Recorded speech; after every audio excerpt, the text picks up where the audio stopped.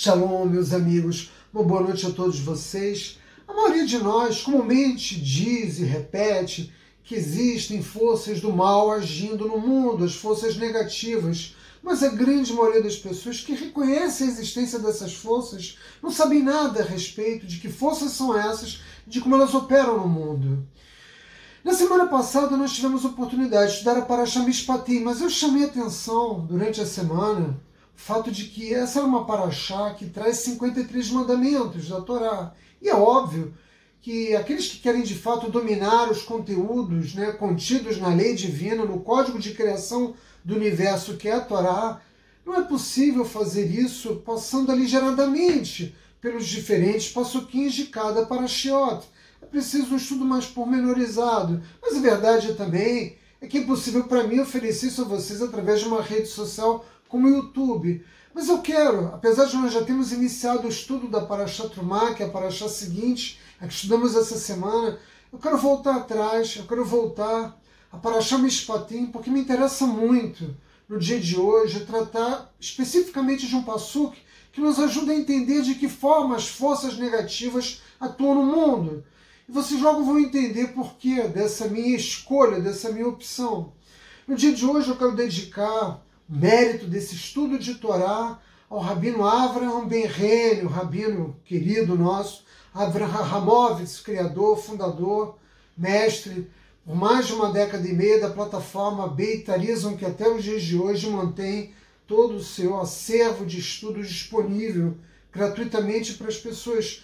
Eu quero dedicar a recuperação completa da saúde dele, Refuah Shlema, e quero dizer também que esse estudo que eu vou oferecer a vocês é um estudo que basicamente eu tive a oportunidade de aprender dele também, das suas próprias reflexões. E a Parashá Mishpatim nos diz, no seu capítulo 22, no seu passuque 17, algo como: não permita que a bruxa sobreviva. Eu estive olhando aqui em casa as traduções que eu tenho da Torá e quase sempre existe uma pequena variação no qual, em língua portuguesa, nós dizemos feiticeira não deixarás viva. Mas é verdade que não há basicamente nenhuma diferença. Afinal, bruxa, feiticeiro, mago, mágico, todos eles são classificados como forças negativas pela Torá. E por que a Kadosh Baruch Hu, que criou a Torá como código de criação da vida, não apenas do planeta Terra, mas de todo o universo, fez questão de fixar taxativamente que nós não podemos permitir que esses agentes das forças negativas continuem vivendo? Afinal, o que eles fazem que é tão negativo? E vejam que esse é um passuque da Torá bastante inusitado, que a maioria das pessoas passa por ele. A feiticeira não deixarás viver, mas as pessoas não refletem exatamente sobre isso, sobre o significado, sobre o conteúdo mais profundo desse passuque da Torá, porque isso é um comando direto do Criador. Por que essa gente, essa categoria de gente, que eu vou classificar aqui como magos, são tão nocivos, a sua presença no mundo é tão nociva, apesar de serem celebrados em livros, na literatura e no cinema, como se fosse algo que agregasse valores positivos ao mundo. Nós não podemos permitir que eles vivam. E qual é o cerne daquilo que eles fazem? É mágica. Mas eu não me refiro a mágica como truques que são realizados em circos ou em espetáculos na televisão, que chove mágica, para nós, judeus, contradiz o conceito de Mahrish, que é o conceito que qualifica os eventos naturais que ocorrem no céu. Ora, e o que é esse poder inferior que esses indivíduos têm? Porque eles têm um poder. É fato que eles possuem um poder, que eles adquirem um poder, e nós já vamos entender de que forma eles adquirem esse poder. Porque a ação deles trata sobretudo de contradizer o Shammai, os céus, a vontade do Criador. Portanto, é uma aberração. Vamos entender o seguinte: esse é um ponto fundamental para nós podermos compreender como Hashem governa o mundo. Existe uma relação íntima entre o domínio espiritual e o domínio material, de tal modo que o domínio espiritual é como uma força vital que vivifica o domínio material. Ou seja, existe uma relação dinâmica, no qual interagem permanentemente o domínio espiritual e o domínio material. E o domínio espiritual ele nutre o domínio físico. Mais do que isso, na verdade, nós temos uma boa razão para acreditar, porque isso está escrito no Talmud, que o mundo material nada mais é do que um espelho do mundo espiritual, evidentemente que um espelho distorcido, cujo reflexo não é um reflexo perfeito, ou seja, tudo aquilo que é estabelecido em cima, nos planos celestiais, também ocorre, também se encontra, também se faz presente todos os aspectos aqui embaixo, no mundo material. E assim foi feito para que o nosso mundo físico pudesse existir, para que ele fosse firmemente estabelecido. Portanto, existe uma simetria, existe um paralelismo entre o mundo espiritual e o mundo físico. E você vai me perguntar, mas qual é a consequência disso, Átila? A consequência disso é evidente. O que nós fazemos aqui produz efeitos lá em cima. E o que acontece nos mundos espirituais, naturalmente, também tem uma resposta no mundo físico. As nossas ações interferem na realidade espiritual, e na medida em que nós modificamos a realidade espiritual, essa realidade espiritual também vai interferir no mundo físico. É uma relação, né, de causa e efeito direta. As leis que imperam no mundo são as leis naturais. Nós sabemos disso. Hashem encobriu, né, todo o milagre da criação através das leis naturais. E é por isso que nós podemos celebrar um intelectual, um cientista como Darwin, porque tudo o que ele diz faz sentido. A teoria da evolução das espécies é algo que faz bastante sentido quando nós entendemos que o mundo é regido pelas leis naturais. Só que esses cientistas, esses pensadores não entendem ou não querem aceitar, na maior parte das vezes, que essas leis naturais não são fixadas por fatores estritamente biológicos ou da dinâmica da natureza propriamente dita, mas que são da forma como são, se apresentam da forma como se apresentam, porque existe uma força que as nutre, que as faz com que sejam da forma como elas se apresentam. O nosso mundo é regido por leis naturais, porque se não fosse assim, né, nós plantaríamos uma macieira e nela nasceria laranjas. É preciso que exista uma coerência, né? É preciso que existam leis que encubram todo o milagre da criação, para que os seres humanos, né, possam ter a possibilidade de fazer as suas escolhas. Se nós pudéssemos ver anjos, se nós pudéssemos ver os espíritos, se nós pudéssemos ver toda a corte celestial, toda a criação de Akadosh Baruch Hu, do mundo, com os olhos que nós temos, com esse sentido de visão que nós temos, então o homem não teria desafio nenhum, porque ele estaria diante, né, da realidade, da mesma forma como Adão Rishon, o primeiro homem do mundo, tinha a possibilidade de ver todo o mundo espiritual, todas as criações. Por isso é que se diz na Torá que ele tinha uma visão de toda a realidade. E o que isso torna possível? Isso torna possível as leis naturais, a manutenção da coerência das forças naturais. Essa coesão, né, ocorre conforme naturalmente os desígnios de Hashem. E como é que Hashem faz para tornar isso tudo possível, né? Ele criou, né, e faz uso da sua corte celestial. E o que é essa corte celestial? A sua corte celestial são os agentes intermediários de Deus. E quem são os agentes intermediários de Deus? Os malachim, os anjos. Eles são os emissários de Hashem no mundo. Tudo aquilo que o Criador deseja ver realizado no mundo, os seus decretos, ele faz com que os seus emissários, que são os anjos, tragam até o nosso mundo. Portanto, os anjos, eles coordenam, eles controlam todas as forças naturais.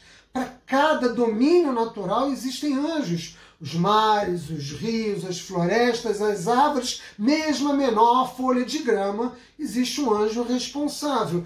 Isso entre outros eventos, porque nós estamos falando aqui apenas das forças naturais, porque todas as coisas que acontecem no mundo só são possíveis graças a uma bênção, uma brahá do Criador, que é trazido ao mundo material através dos anjos. Então não existe, como eu disse, o Talmud nos ensina isso, uma única, menor, a mais pequenina das folhas de grama não existiria e não cresceria se ela não tivesse um masal, se ela não tivesse um anjo que dissesse a ela aquilo que Hashem mandou dizer. O que Hashem fez pelas plantas? Ele deu uma brahá. E o que essa brahá diz? Cresça. O que mais uma planta pode fazer além de crescer? E é esse anjo que traz essa brahá, é esse anjo que traz a vitalidade espiritual que torna possível que a natureza exista, que ela continue crescendo. Então ele cuida, ele abençoa, né?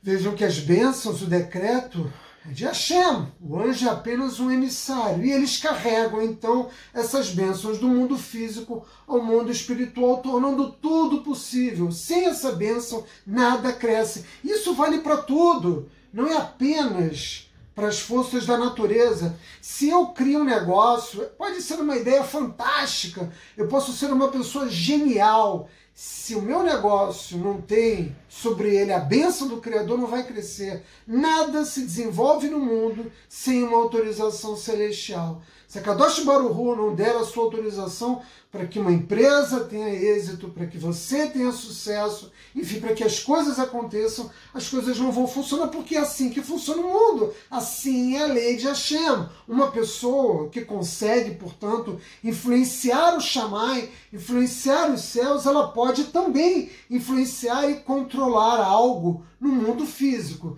E é aqui que nós começamos a entender de que maneira, né, a bruxa, o mago, o feiticeiro vão exercer influência no mundo físico. É evidente que para eles poderem exercer influência no mundo físico, eles precisam exercer alguma influência no mundo espiritual. Ou seja, meus amigos, se eu controlo algo no Shammai, se eu controlo algo no céu, evidentemente, em razão da simetria, do paralelismo a que eu me referia, eu vou ter poder aqui embaixo. De fato, existem muitas maneiras sancionadas pela própria Torá e, portanto, por Deus, para que nós possamos influenciar daqui de baixo, do mundo físico, as decisões que são tomadas nos domínios espirituais. Ou seja, nós podemos sim provocar mudanças. Todos sabem que nós, o povo judeu, podemos alterar o nosso masal. Agora, de que maneira a Torá sanciona esse processo de interferência nas decisões nos planos celestiais? Através, por exemplo, da tefilá. Todos nós sabemos que a oração, né, que aquele que ora, ele tem como objetivo principal o quê? Fazer pedidos. Ele pede saúde, ele pede sustento, ele pede sucesso, ele pede sorte, ele pede um bom casamento, um shidur. Nós sempre estamos pedindo o tempo todo. A Kadosh Baruch Hu, as tefilot existem para isso. O que nós pedimos é uma mudança, porque nós acreditamos que nós não temos mérito. Né? E nós pedimos que Hashem seja benevolente, que ele seja misericordioso conosco. Então essa é uma forma sancionada, no qual, através da nossa oração, e Hashem se encanta com a oração dos homens. No primeiro livro da Torá, em Bereshit, nós vimos como a Kadosh Baruch Hu, né, adorava as orações dos patriarcas, das matriarcas. Então nós temos o poder de gerar uma transformação nos decretos que recaem sobre as nossas próprias vidas através desse processo sancionado. Mas a oração não é a única forma, a tefilá não é a única forma. Existem, naturalmente, muitas outras mitzvot. Uma das mais conhecidas nesse sentido é de tzedakah. Existe uma expressão que é de tzedakah salva a vida. Ou seja, se você é caridoso com outras pessoas, se você cuida, né, do seu próximo, se você faz por ele algo que é reconhecido nos céus como um ato de bondade, você vai ter essa mesma bondade, essa mesma caridade por parte do Criador. Gemilut Hassadim, atos de bondade, tem essa natureza. Se você pede benevolência, você deve ser benevolente, porque nós devemos espelhar Deus no mundo. Essa é a ideia. Me dá que neged me dá. Se você faz pelo outro, medida por medida, você vai ter por parte do Criador o reconhecimento daquilo que você faz. Então a tefilá, a techuvá, né, a tzedakah, a techuvá. Techuvá é a mais importante de todas essas formas sancionadas de alteração da realidade. Por que as vicissitudes são mandadas na nossa vida? Por que são enviados às vezes decretos duros para nós? Porque nós precisamos corrigir as nossas ações. Mas se você faz techuvá, se você se arrepende dos erros que você cometeu, se você corrige os erros que você cometeu, se você reconhece perante o Criador os erros que você vinha cometendo, se você já se corrigiu, então os decretos não precisam descer. Hashem não precisa punir o homem, porque a punição é uma forma de forçar o processo de mudança. Todas essas ferramentas que existem, que o nosso querido Rabino Rahamov se refere a elas como uma tecnologia espiritual de modificação da realidade, todas essas ferramentas têm por finalidade, porque esse é o desejo de Hashem, né, permitir que a gente possa ter uma vida feliz. Ele quer que nós possamos receber coisas boas nas nossas vidas. E é o que nós pedimos a Ele. Se nós tivermos mérito, nós vamos receber essas coisas. Mas essas são as formas sancionadas. Só que o objetivo aqui desse show não é falar sobre as formas sancionadas, mas falar das formas que não são sancionadas. É possível submeter temporariamente as leis naturais, porque nós estamos falando disso, né? Da interferência sobre as leis naturais. É isso que rege o mundo físico em que nós vivemos. É possível temporariamente interferir, né, nas leis naturais com o objetivo de ganhar influência e poder, naturalmente não sancionado, sobre os céus, né? Todo ato pagão tem essa finalidade. Qual é a finalidade? De contradizer aquela que é a vontade de Hashem, a vontade sancionada, né, pela própria Torá. Porque o que o anjo faz, que o anjo que é o Shelia, o emissário de Hashem, faz no mundo, ele traz o decreto celestial. E esses atos que esses agentes cometem, bruxos, magos, feiticeiros, têm por finalidade justamente a modificação de algo, né, que foi sancionado por algo que não foi sancionado. E você vai perguntar, é possível? Esse poder realmente existe ou isso é uma lei, isso é um mito? Não, ele existe. Esse poder é errado, mas ele é permitido. E por que Hashem permite? Pela mesma razão que ele permite a existência do mal no mundo, para que nós possamos ter livre-arbítrio. O homem não teria liberdade de escolha se ele não tivesse opções. Então é possível que o homem faça uma escolha, né, no qual, por meio da corrupção da vontade de Hashem, da subversão dessas forças naturais, ele altere o Mazal, ele altere a capacidade do anjo a exercer aquela que é a função para o qual ele foi criado, que é trazer as brahot de Hashem ao mundo. Obviamente, esse não é um poder superior ao poder de Deus, e ele só existe porque é permitido por Deus, ele acontece porque ele é permitido. Como eu disse, ele é errado, mas ele é permitido. E como? Como tudo que existe, né, é vivificado justamente por essa força, tarefa de Hashem, que é a sua corte celestial. Quer dizer, se os anjos trazem ao nosso mundo aquela que é a força espiritual necessária para que cada coisa possa acontecer, esses agentes têm por finalidade justamente atrapalhar esse processo, de modo que aquilo que seria natural não aconteça. E o que acontece então? O que acontece é que eles são capazes de mudar.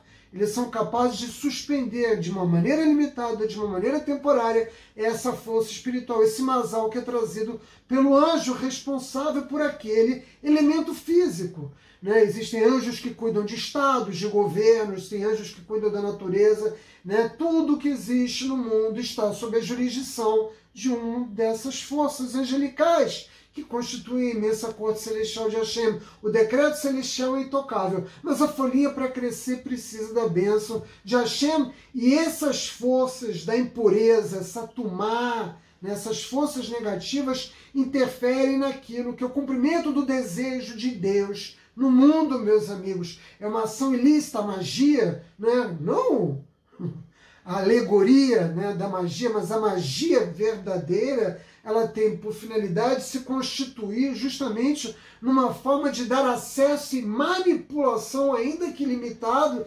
dessas forças que atuam em nome de Hashem no mundo e substituí-las por que forças? Pelas forças da Tumá, pelas forças da impureza. Como é que isso é operacionalizado, né? Como é que isso é possível? Através, naturalmente, da corrupção das forças naturais. Mágica é, sobretudo, corrupção, taruvot.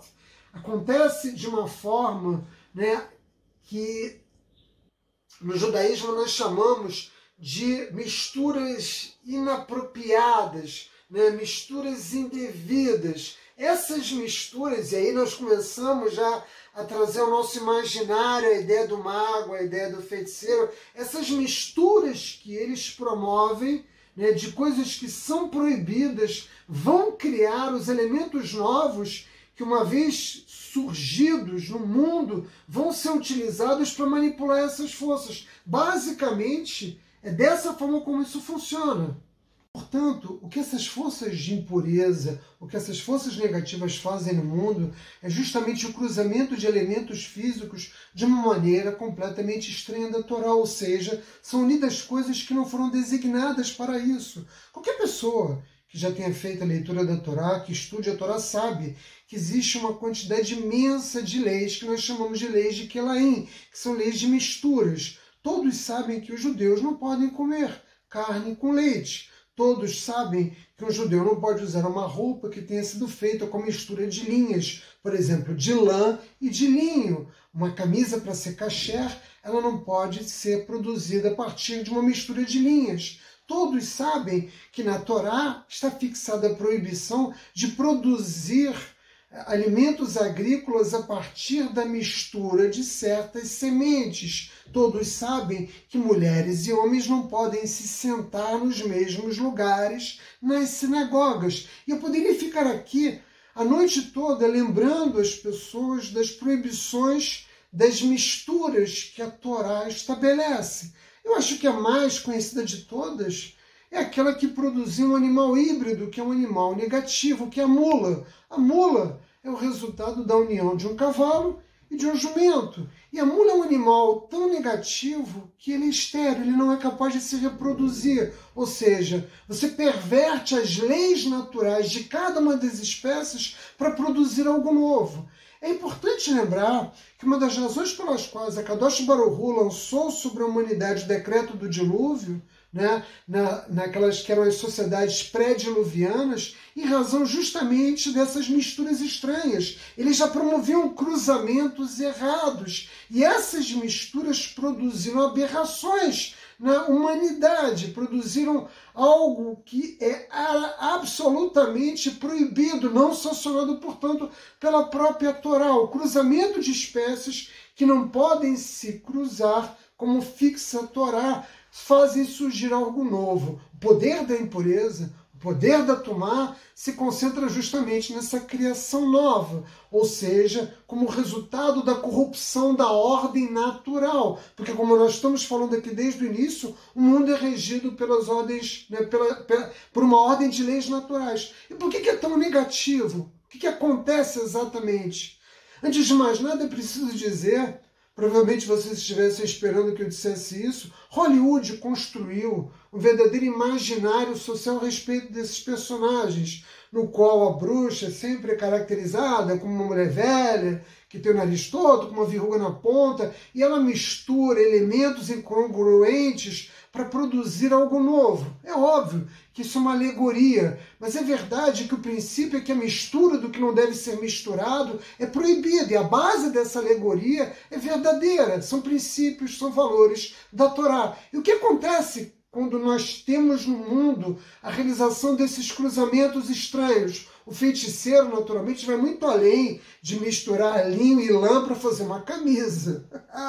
Ele opera com forças muito mais poderosas, com elementos muito mais poderosos para produzir algo novo. E esse algo novo, que é algo negativo, que é algo não sancionado, vai ser utilizado justamente como uma forma de poder. Isso ocorre porque esse poder erguido é um poder temporário, mas é um poder do lado negativo, é um poder da Tumá. Então, essa visão romântica dos alquimistas e magos precisa ser descartada. O que eles fazem é uma corrupção da vontade do Criador no mundo. Temporariamente, eles são capazes de suspender, de contradizer a governança angelical sobre as duas espécies. Existem os anjos que cuidam dos cavalos e outro que cuidam dos jumentos. E quando os magos atuam, por exemplo, se fosse esse o caso, criando a mula, criando uma nova espécie, o que eles fazem é suspender e retirar a capacidade de influência dos anjos, trazerem as brahot de Hashem, dos mundos celestiais, para poder fazer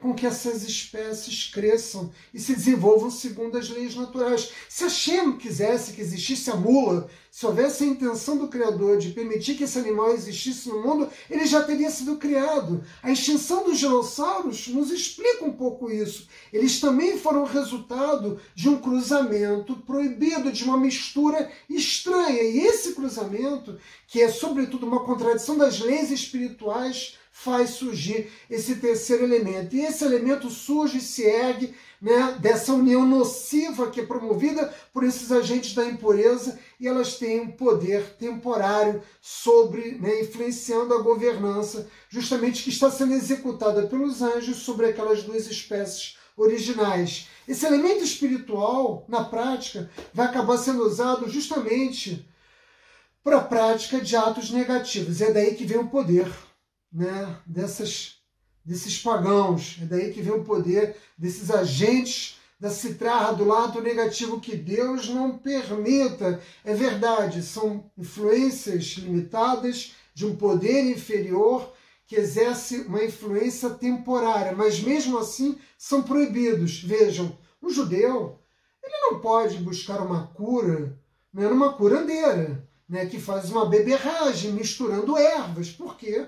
Porque ele não sabe que ervas essa curandeira misturou, porque a Torá proíbe que as espécies sejam cruzadas. Eu não estou falando do conhecimento fitoterápico, científico, resultado de pesquisas chanceladas. Se você entrar numa farmácia em Israel, qualquer remédio tem uma shgará, né, que confere a ele a condição de remédio kasher, desde sabão em pó, né, até as roupas que nós usamos passando por medicamentos. Um judeu não pode usar nada que tenha sido resultado de misturas proibidas. Há um extenso debate no Talmud a respeito justamente da utilização de ervas medicinais produzidas por um idólatra, por um não-judeu, está entendendo, para servir como elemento de cura para a vida de um judeu. Hashem tem por finalidade nos proteger de todas essas coisas negativas, para que elas não estejam próximas de nós. Essas misturas indevidas que, como nós vimos,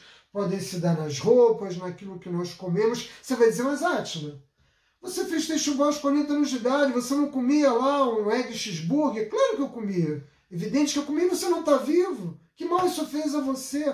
Pois é, do ponto de vista físico, nós não temos a percepção do mal que isso faz. Mas do ponto de vista espiritual, não tenha dúvida de que fazia muito mal. E um judeu, quando se reaproxima e faz techuvá, a primeira coisa que ele precisa fazer, sabe qual é? Comer kasher. Porque quando ele começa a limpar o corpo dele, ele cria no corpo dele um recipiente para receber o quê? O conhecimento da Torá.